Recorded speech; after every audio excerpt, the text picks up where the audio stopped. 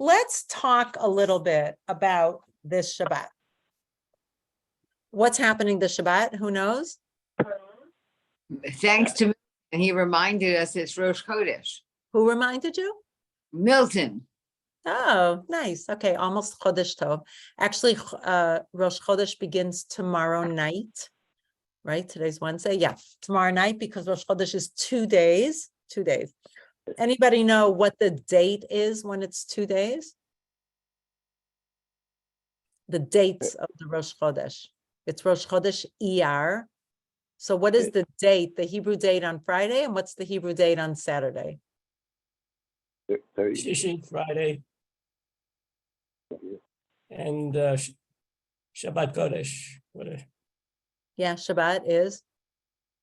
So the first is always Rosh Chodesh when it's a 2 day, but I don't know. Second day. It's always the second day.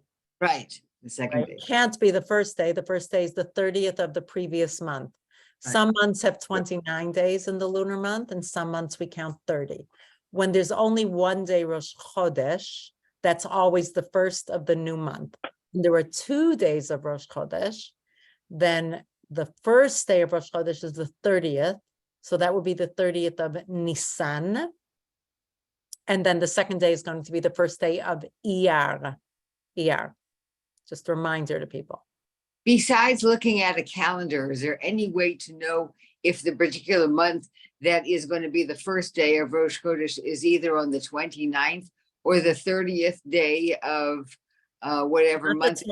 Not the 29th, Judy. It can never be the 29th. Never be the 20th, it would always be the 30th. No, let me start again. If there's 2 days Rosh Chodesh, The first, the first day is the 30th of the previous month, and the Right. second day is It's the the first day of the new month. right. When there's 1 day Rosh Chodesh, It's for the it has to be the first day, right? It wouldn't make sense that it would be the 30th day of the previous month. That makes no sense, because So- Rosh Chodesh means the beginning of the month. Okay, is that clear? I thought your question was, Yeah. is there any way for us to know how many days Rosh Chodesh? Was that No. your question? No, you clarified it. You basically said that every 2 day Rosh Chodesh, the last day, the first day of is always the 30th. I wondered if there was a chance, No, but but there is- is one Rosh Chodesh that is an exception to the rule. Does anybody know which one it is? Could it be Hanukkah? would be Tishrei. Tishrei, Rosh Hashanah. Exactly, thank you. Tishrei. So we don't think of Rosh Hashanah as Rosh Chodesh, but it's Right. also Rosh Chodesh. Now, we don't announce it for whatever reason, completely different reasons, but it's from the Torah. How many days is Rosh Hashanah? Isn't it 2? Nope, not from the One. Then it has to be 1. It's 1 day from the Torah, but because the witnesses who would everybody know about that? The witnesses who announced the first of the month. If somebody doesn't, please let me know, because I will be happy to explain it. Everybody knows. Karen, are you familiar with the witnesses announcing the new month?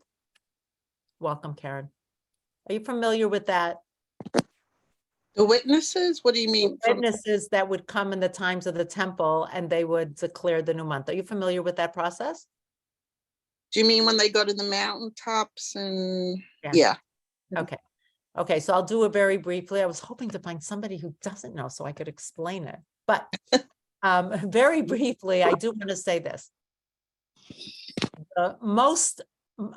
When do we need Rosh Chodesh? This is important. It actually connects to the Haftarah. I'm not just saying it for for my own fun, which it would be anyway. But the witnesses have to come and say, we saw the new moon. That's how Beit Din, the high court in Jerusalem, would decide if Rosh Chodesh is a 2 day or a 1 day, what day it is it on Monday, is it on Tuesday? Now, what does that affect? I mean, Rosh Chodesh is a biblical holiday, but it's not a major holiday. You're allowed to do work, although it's a day we don't say Tachanun, we don't do eulogies, but other than that, it's mostly, and we do say Hallel, which is very nice. We sing it, we say it. We say Levi Avo, of course. So it is a happier day, but it's not a day like a Yom Tov that we're not allowed to do work. That would be the higher level of Kedusha, of holiness. So in addition to determining when Rosh Chodesh is, what else, when you know what day Rosh Chodesh is, what else does it determine? When the holidays are. Yep. A few people answered when the holiday starts. Which holiday? The holiday of Pesach was on the 15th. Actually, you needed to know for the 14th in any case because of the bringing the Korban Pesach. Sukkot, and of course Shavuot, you basically know because it's 7 weeks after Pesach. So it was really, really important to know what day Rosh Chodesh was to determine the day that Pesach and Sukkot started. Now, in Israel, only Rosh Hashanah is 2 days in Israel, and Yom Kippur is wait, let me continue, sorry. Why was Pesach and Sukkot, why are they 2 days outside of Israel? Because even when the witnesses came to Jerusalem, it took 2 weeks to get the information out to the rest of Israel. They didn't have TikTok, and they didn't have Facebook, and they didn't have, text messages and WhatsApp. So it took time for the donkeys or walking or the horses, whatever it was that they used, I don't know, to get to the boundaries of Israel to tell them what day to start Pesach and Sukkot. But once you got past the boundary of Israel, it took longer than 2 weeks. So people outside of Israel didn't actually know when to start the Hajj. So that's why they held 2 days. Does that make sense? Because it was a safek, it was a doubt.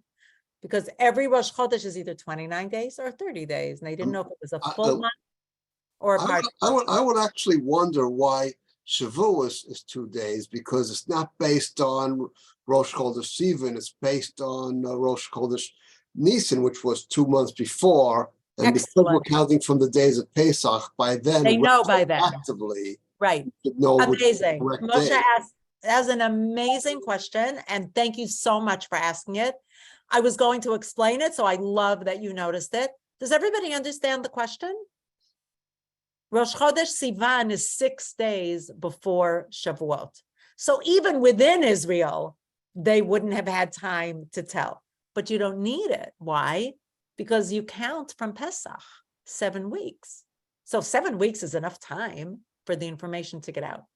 But here's the thing, Moshe. In Judaism, we have something called lo plug, which I think comes, I'm not sure if it's Hebrew or Aramaic, but lihit paleg means to, palgei mayim, nachalei mayim are the rivulets of water that come out from a stream, because it's the body of water gets differentiated and separated, palgei mayim. Lihit paleg means to divide into groups. A pluga, a miflaga is a political party in Israel, right? Because each are in their own camp. Does that make sense? Just the word. When we say lo plug, it means let's not differentiate. We have 3 pilgrimage festivals. Already Pesach and Sukkot were already an extra day of Yom Tov, right? Outside of Israel. People would not remember, wait, was it Shavuot? That's 2 days, that's 1 day. It felt too complicated for people to remember. And once all the other Yom Tov days were 2 days, our sages decided to just keep Shavuot the same because people didn't have calendars online. They had to remember. And it's not so easy to remember when you don't have a rabbi all the time in your community. You don't have someone to ask who's knowledgeable, and you forget from the year before. Remember how hard it is to remember on Pesach? Did I use this for Fleishik or Milchik last year? And it's just 1 year ago. But it is hard to remember when you can't write things down or you don't have a calendar. So Moshe, does that answer your question? And also it kind of feels like low stakes because it's only 1 day. So you add 1 more day, right? It's not like Pesach, Sukkot, so many more days of Yom Tov. All right, that's the answer to why Shavuot is 2 days. What's the answer to why Rosh Hashanah is 2 days in Israel? That's a good question. I think in the Gemara, they have it's Yom Huaricha, a long. Yom HaRichta, yep, a long day, 2 days into 1 long day, very good, but why?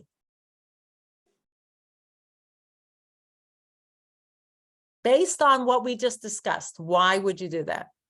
You wouldn't have time even in Israel to tell people when Rosh Hashanah was, right? You wouldn't have time. And there were years where they made a mistake. They picked 1 day, whatever. And then the witnesses came and said, well, no, actually we saw it yesterday. So they said, we'll never know on time. We can't count on people coming on time. What if it's cloudy? We don't know, because they knew, they had scientific knowledge about what the moon should look like and which part of the sky and how fat it should be. So if it was cloudy the first night and they only saw the moon the second night, it would be too fat, right? So the sages would know when they said, oh, it was about this wide, whatever that meant, or it was moved in the sky. They would say, oh, actually Rosh Chodesh was the day before.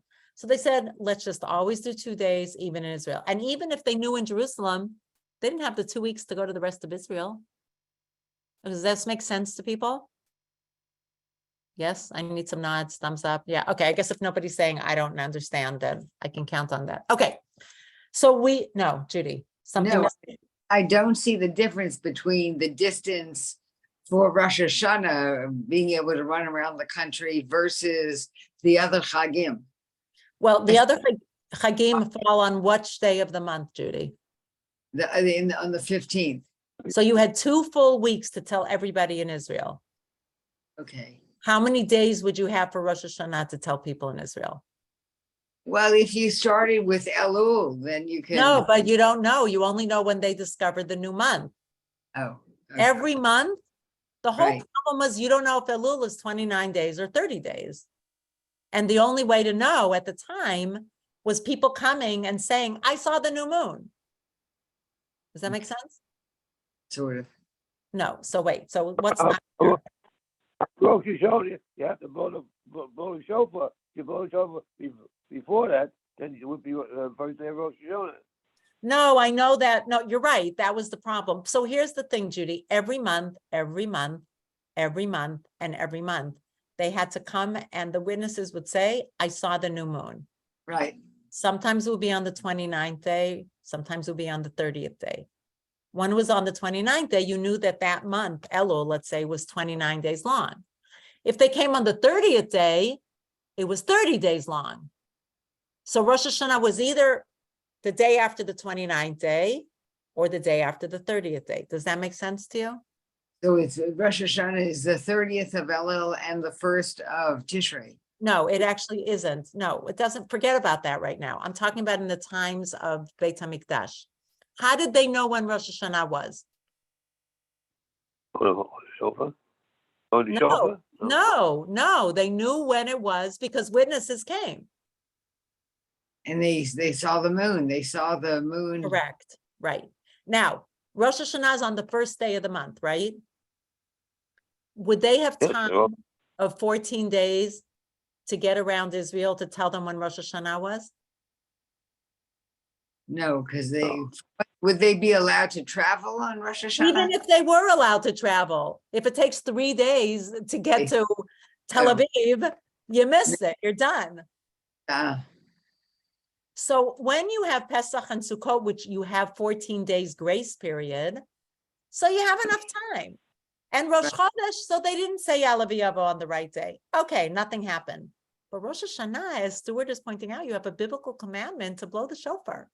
right. Oh, yeah. You don't know which day it is, you could have missed it or blown it on the wrong day. Is there an issur to blowing shofar stam? No, but you wouldn't fulfill the mitzvah.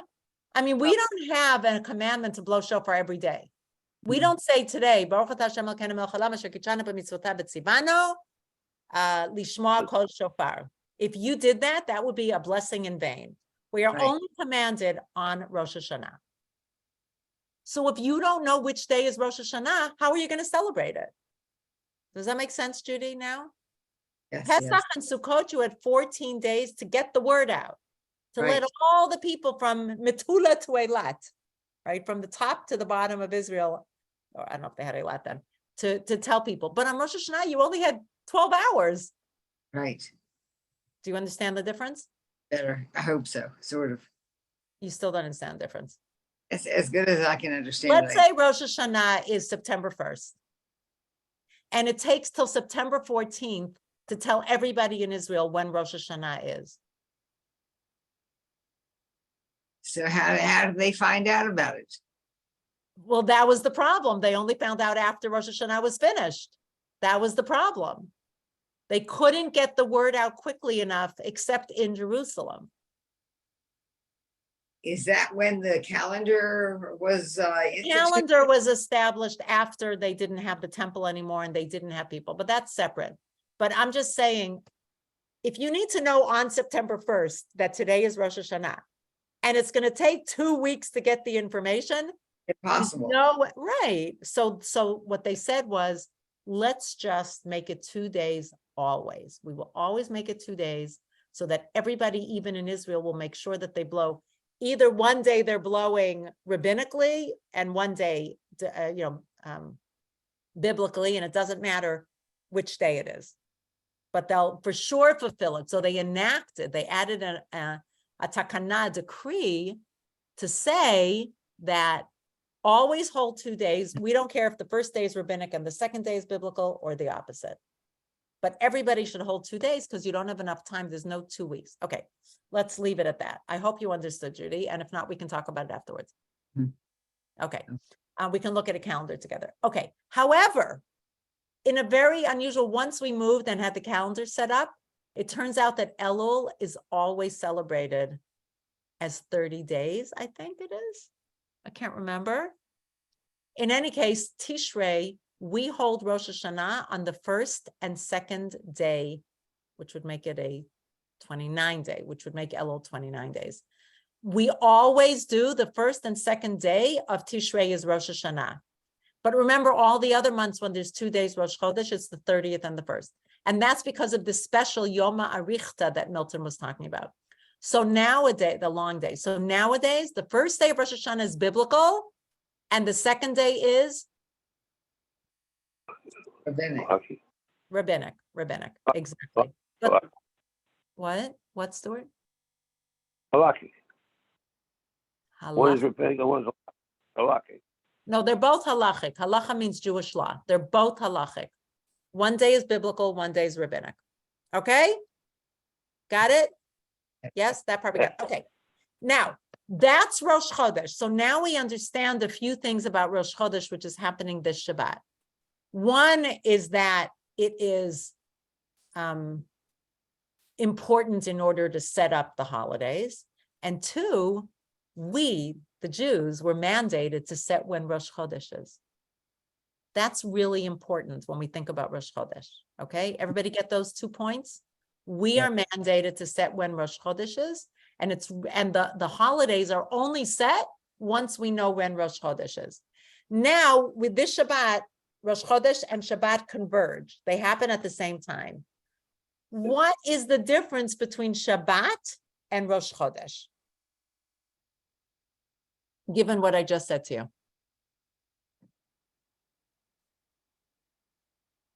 Shabbat has its own rules separate from Rosh Chodesh. It has its own rules. You mean that what you're allowed to or not allowed to do? Good. Okay. What else? Shabbat is determined by Hashem, but Rosh Chodesh is determined by us. Right. Really well put, Helen. Does everybody follow that?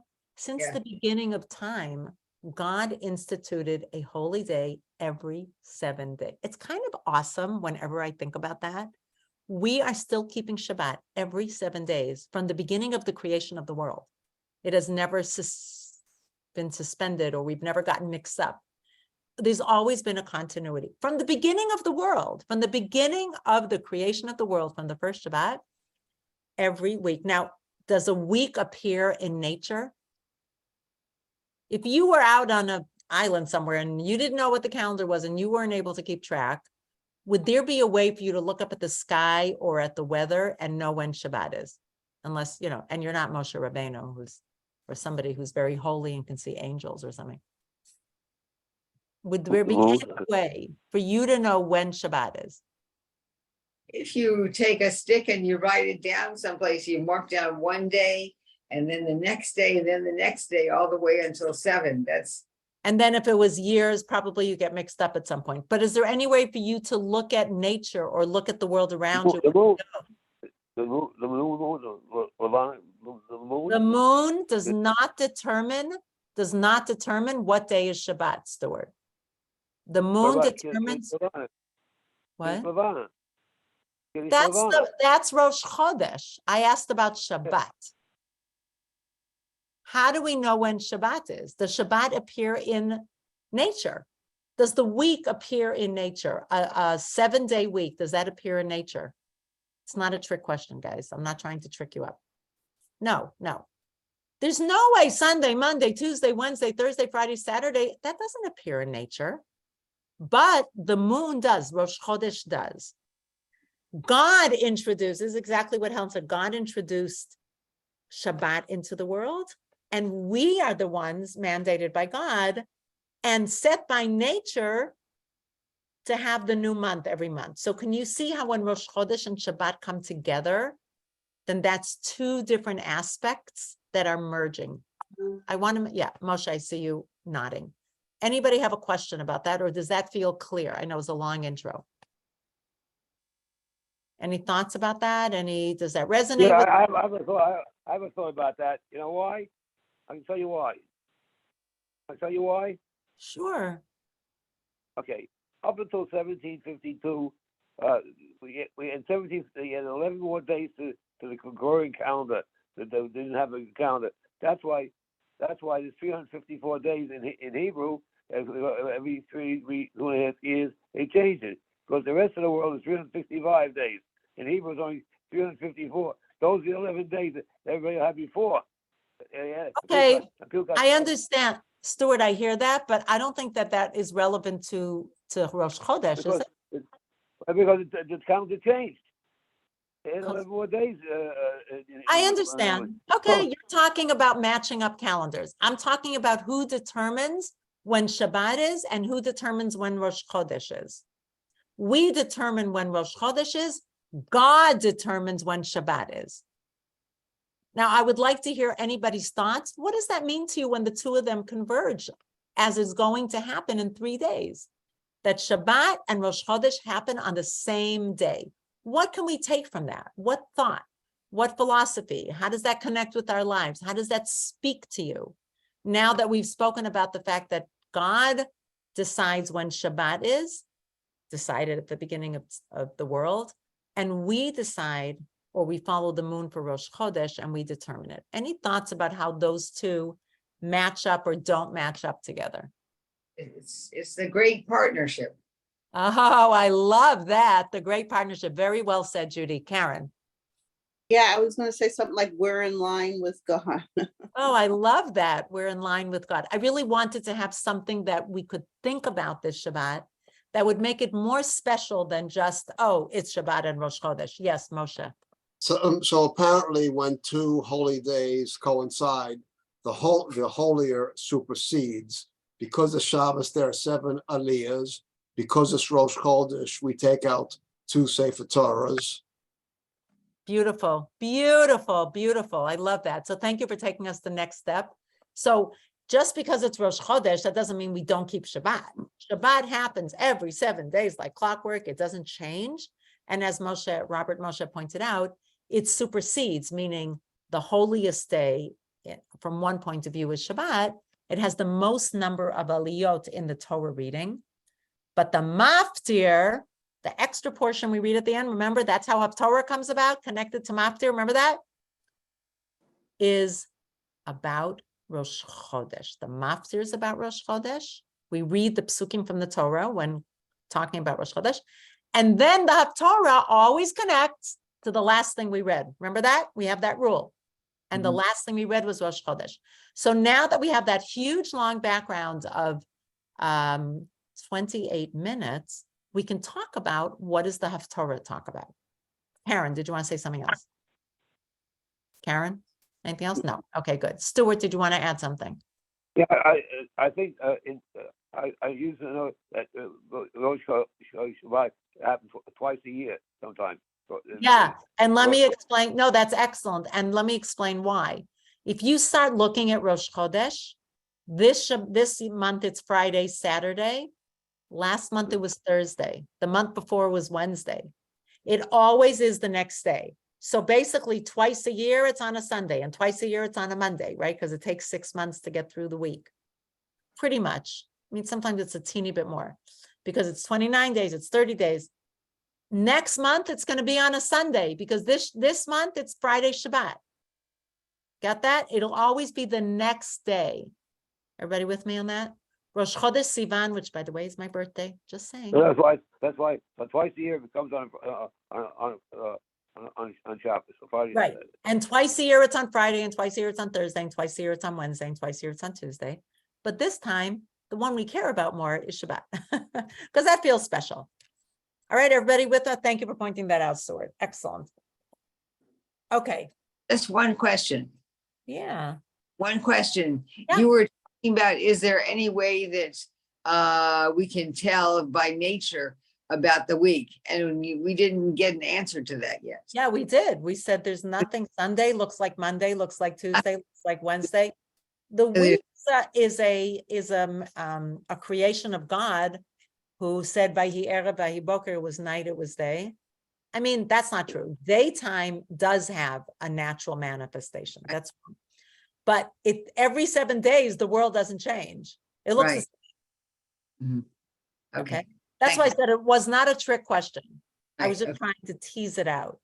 Yes, We don't okay. actually know when Shabbat is. There's no indication in nature that Shabbat has arrived. Thank If you didn't know or didn't care about Shabbat, Saturday, Friday night looks just like every other day. People with me on this, do you get that? Yes. That's the major difference between Shabbat that God mandated every 7 days, and there's a week. That's what creates a week. A week doesn't appear in nature.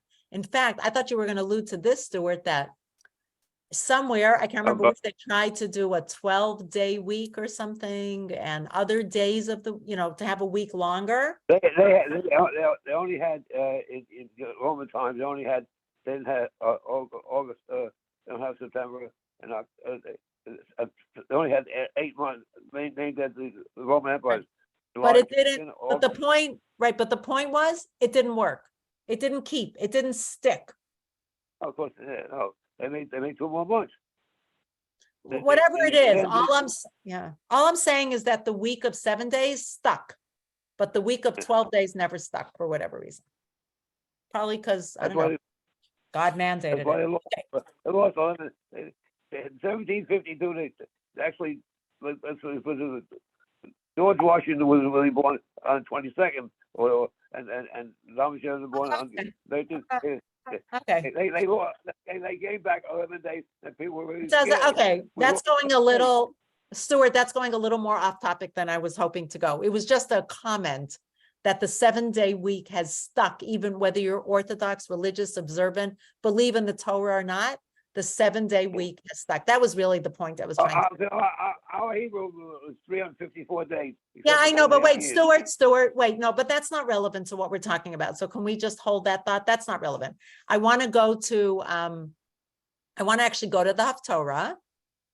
Okay, I put the Haftarah up on the screen. I hope people who don't have a screen can look in it's the last chapter of Yeshayahu, of Isaiah. Now, the first thing I want to point out, this is something I think that we saw on the Haftarah for Shabbat HaGadol. The reason that we read it is not in the first pasuk and not in the second. It's all the way at the bottom. So here it is. It's in verse 23. It's the penultimate verse of the last chapter of Isaiah Yeshayahu. V'haya, and it will be midei chodesh b'chodsho, month after month, or new month after new month. Umidei Shabbat b'Shabbato, and Shabbat after Shabbat, meaning every week. Yavo kol basar, all flesh or all people will come lehishtachavot, to worship, lefanai, before me, meaning before God, Amar Hashem. That's what God said.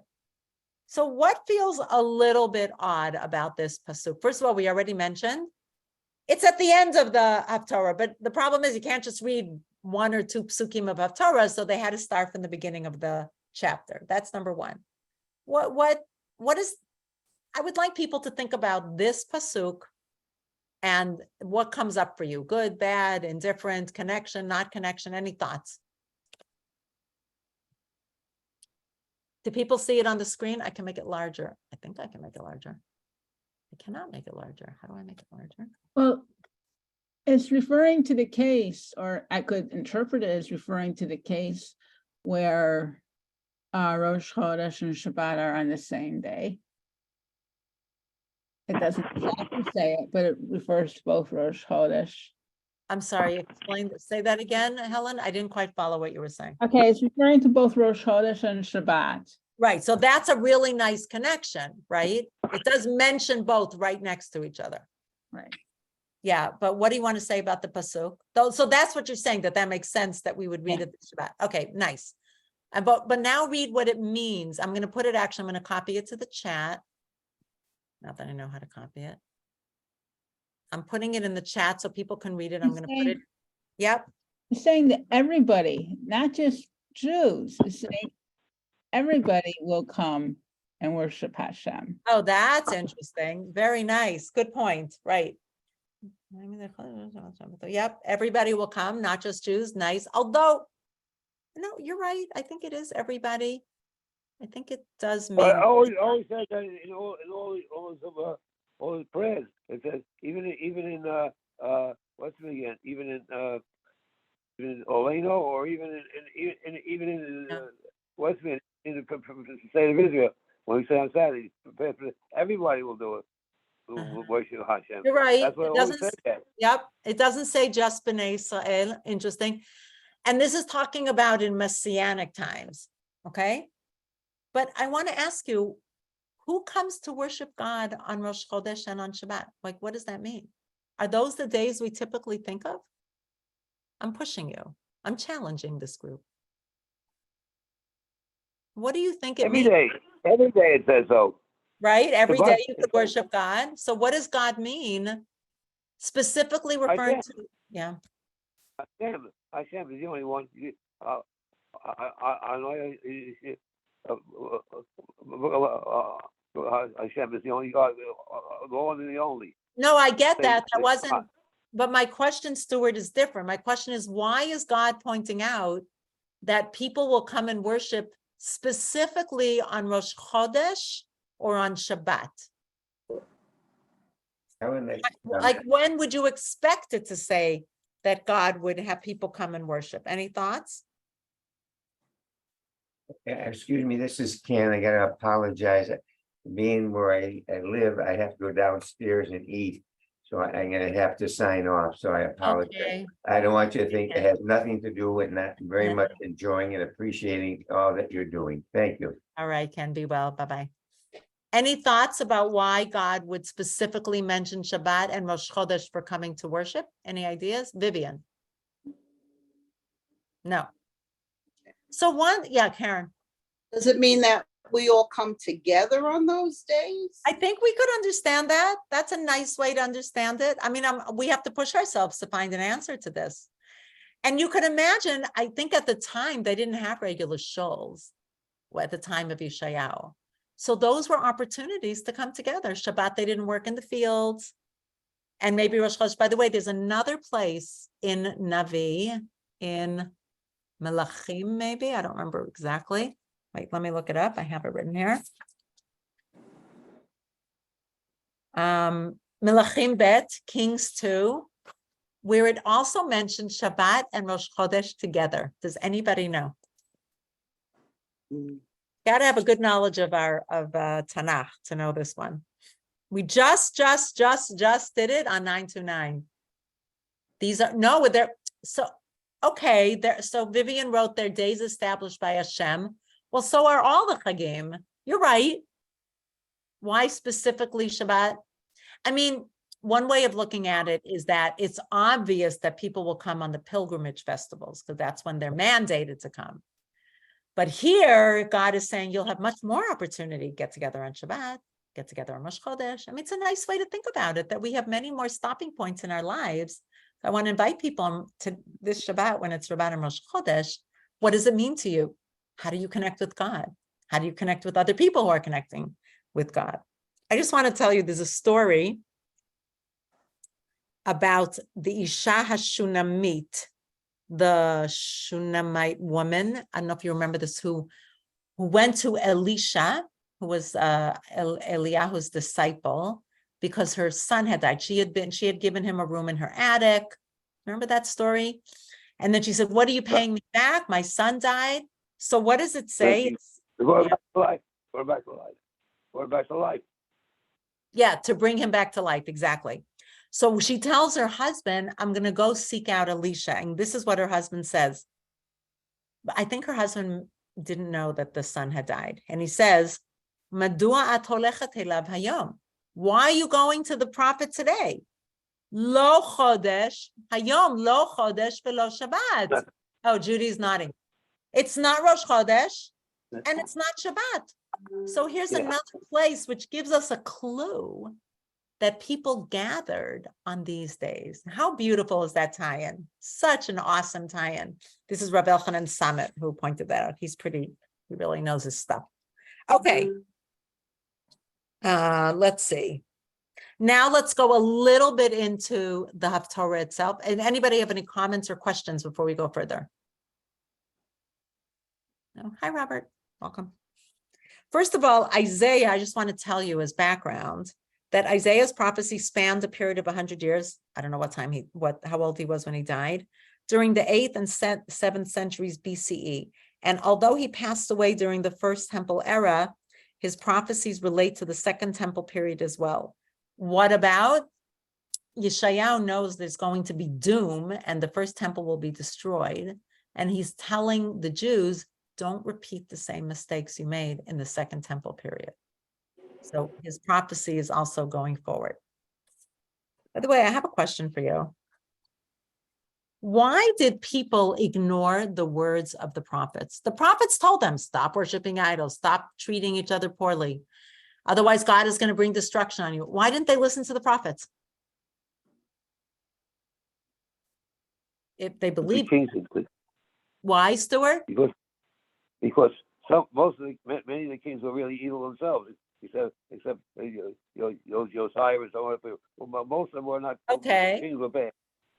Okay, thank you. So Stuart's suggesting, well, their leaders were doing it, so, follow the leader. Okay, that's a good point. They're saying we respect our king is doing it. Okay, other ideas?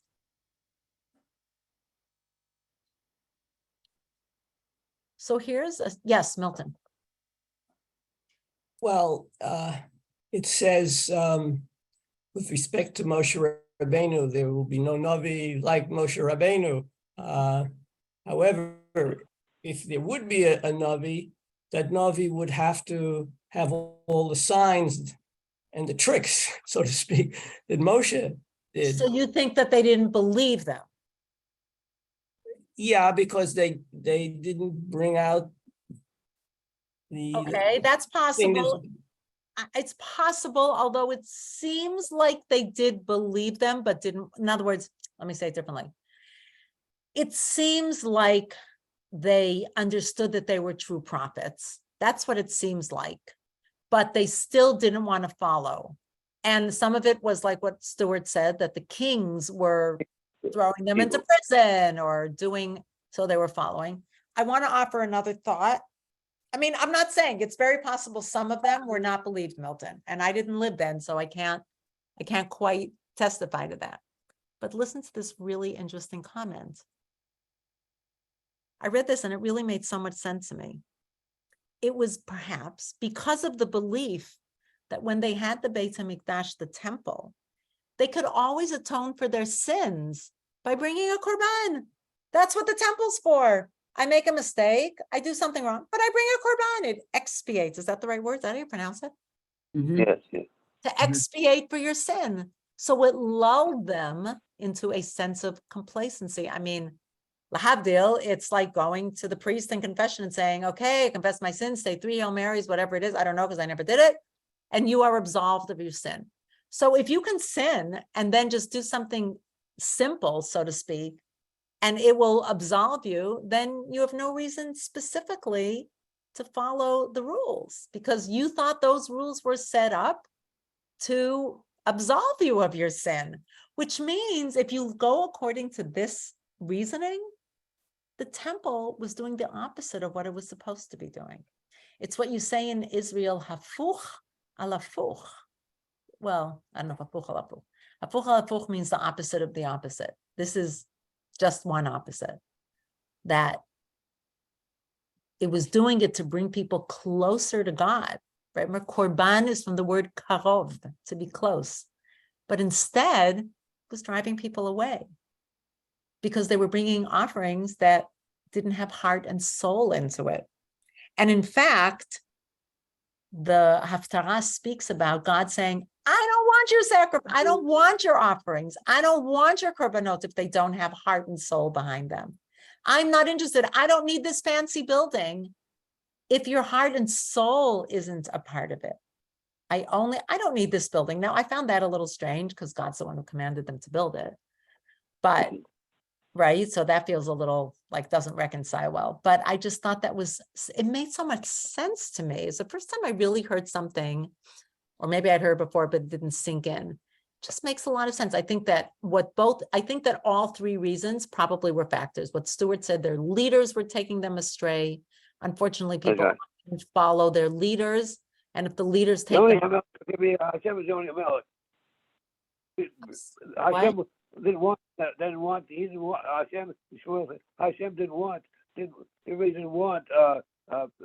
people to have kings. Hashem is the melech.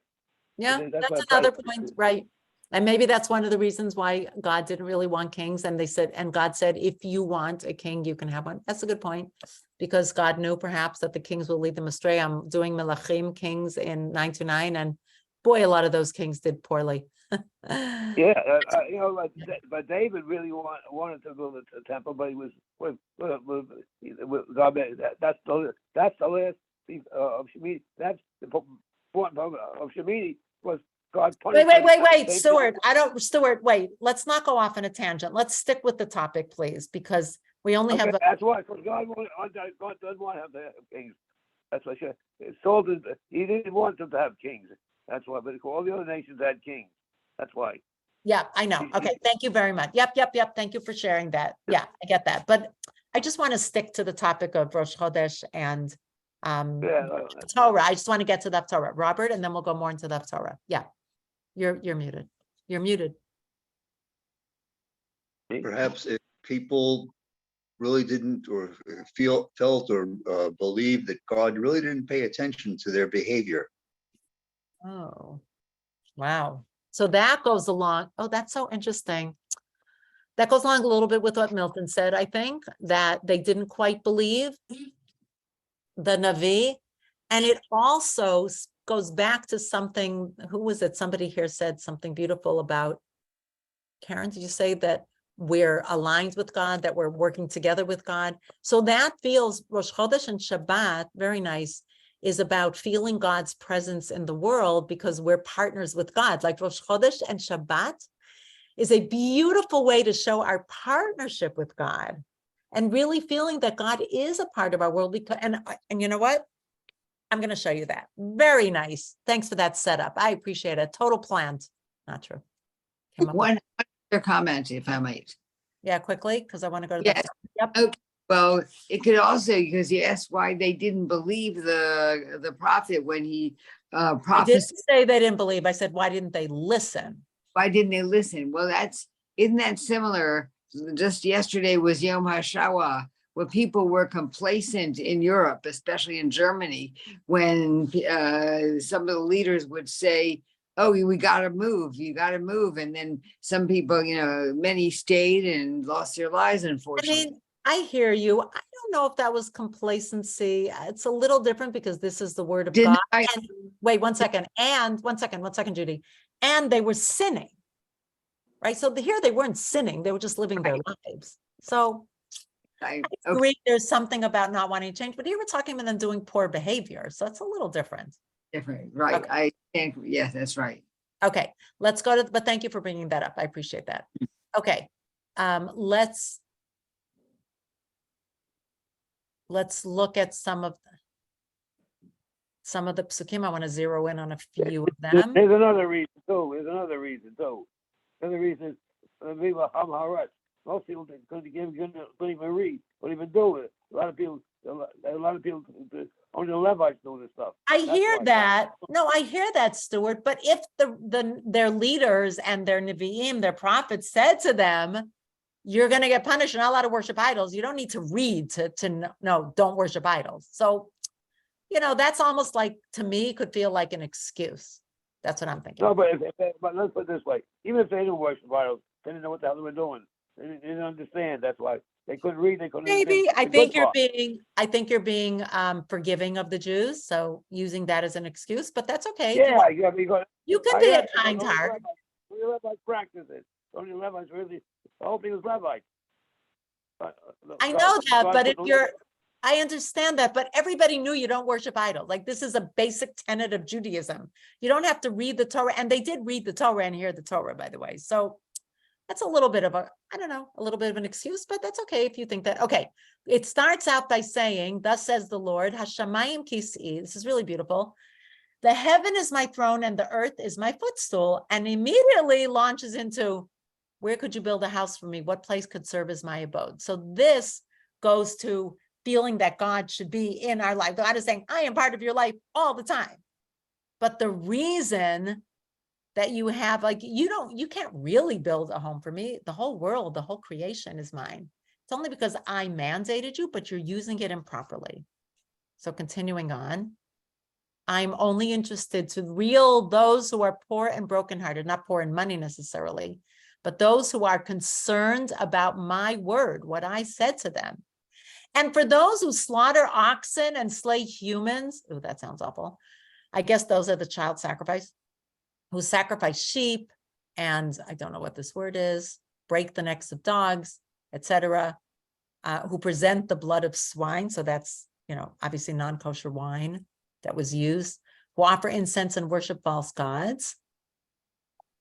I will choose to mock them, to bring on them the very thing they dread. For I called and none responded. Continuing. And now the prophet says, hear the word of the Lord. You who are actually concerned about his word, your kinsmen who hate you, who spurn you because of me, are saying, let the Lord manifest his Lord's presence so that we may look upon your joy, but theirs shall be the shame. In the end, they will be punished. I just want to get to one more thing. Okay.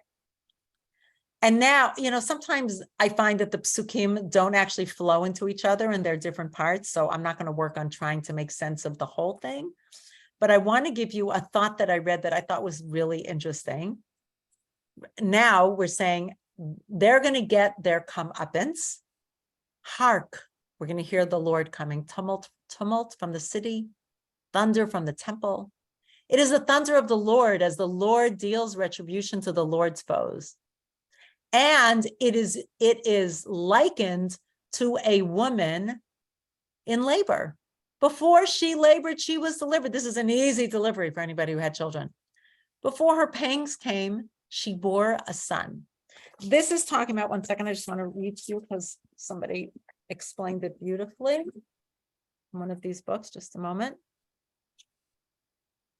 The redemption of Yerushalayim, using the metaphor of a woman about to give birth.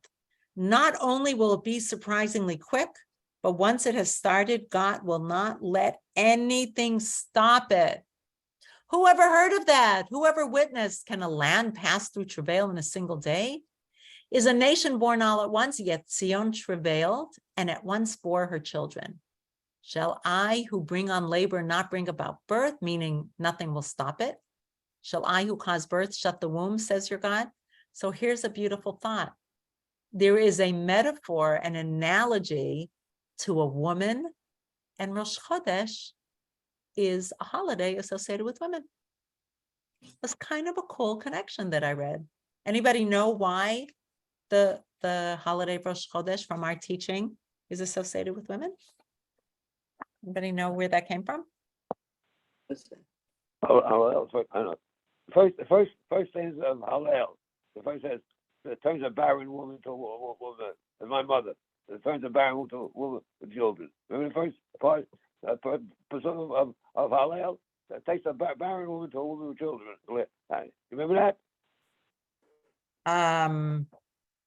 No. Read Hallel first, and then. Aim Havanim Samecha. Yes, that got, okay, nice, very nice. And we say Hallel on Rosh Chodesh, very nice. I know, of course, I'm the only one.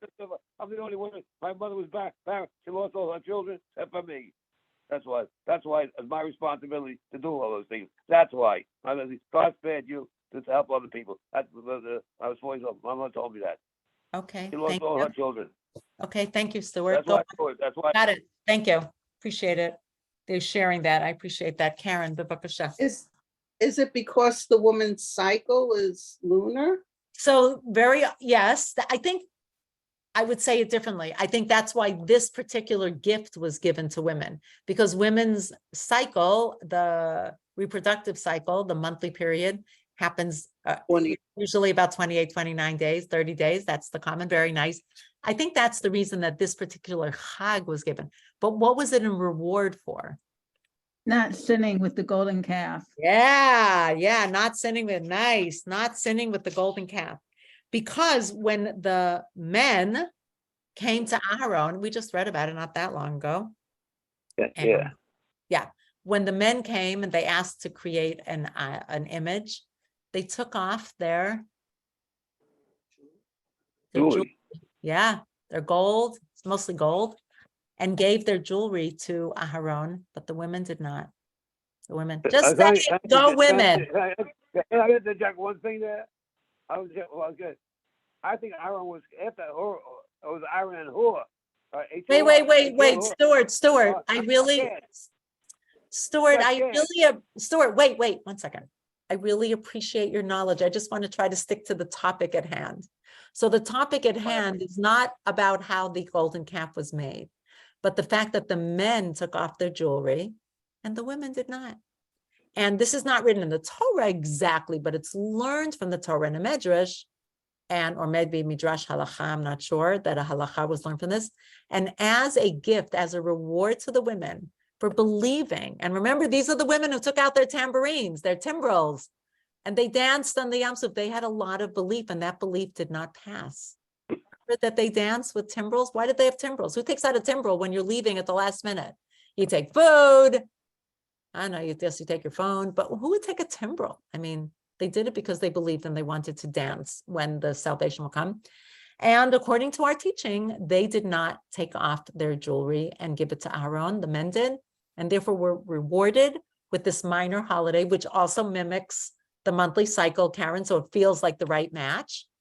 And so it's kind of beautiful that this imagery of God, and again, anybody who's birthed knows that it's usually not painless and it takes time. And God is saying, I'm going to bring salvation and birth the Jewish people, so to speak, without any pangs of labor pain. I think that's mostly what I wanted to discuss with this group. Those were the ideas I wanted to touch on.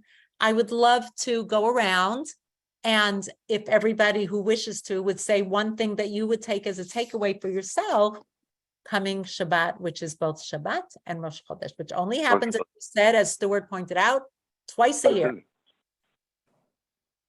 So what if anybody, you want to raise your hand or unmute and think about, we can give everybody 30 seconds to think. Is there something you can take with you from, Barbara, I know you weren't at the beginning, so you may not be able to take something from the beginning of the class, but if somebody has a thought that you will take with yourself for this Shabbat, which is a confluence of these two. Judy. The word Chodesh and Chadash is renewal, as is Shabbat. Shabbat is very refreshing. We need the Shabbat to revive us. Beautiful. And also, so. Very nice. Thank you so much. Anybody else? Karen. Our joy is doubled. Our joy is doubled, but the joy that Judy was talking about, yeah. And it's a woman's holiday, so yeah, our joy could feel doubled. We should feel extra special. Maybe I'm going to hopefully wear something maybe extra nice, or a hat or something that'll feel. Stuart, what are you taking away? I'm saying that I was the only one that survived. Maybe God spared me. So I Thank think, you. Beautiful. So it's a Shabbat to be thankful. Thank you so much. Beautiful. Vivian, what are you taking? You can't speak, so write into the chat. Write into the chat something that you're taking away. Helen. The idea of partnership. Beautiful. Nice. Milton. You got unmute. Well, I was thinking about Yonah, because we had passed through this issue of why the Jews don't listen to their prophets. Right. And Jonah was a prophet, and he had the right idea. These people are not going to listen to me, and I'm going to run away to Nineveh. But they did, right? People did. Yeah. Surprise. Right, so it's underlining the Yeah, issue that of they what people did. are. I'm Kashay Arif. Nice. Yeah, the stiff-necked people. Thank you, Milton. That's really, thank you. Robert Moshe.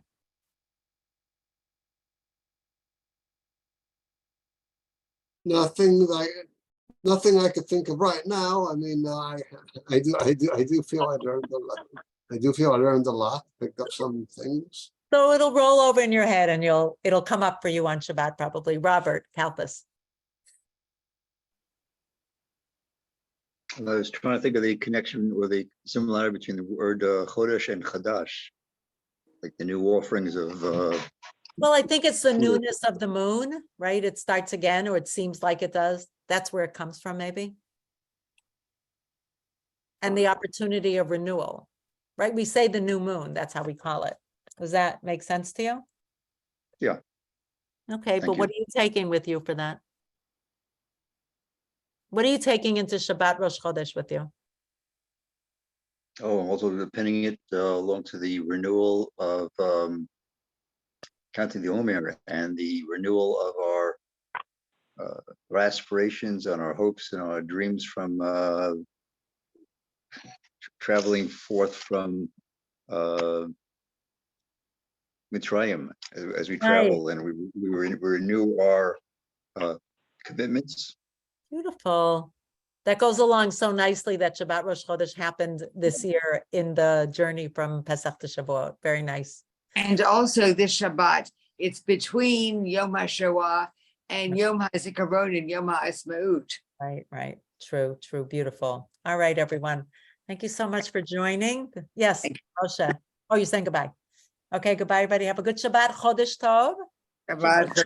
Chodesh Tov. Be well. Bye. Bye-bye.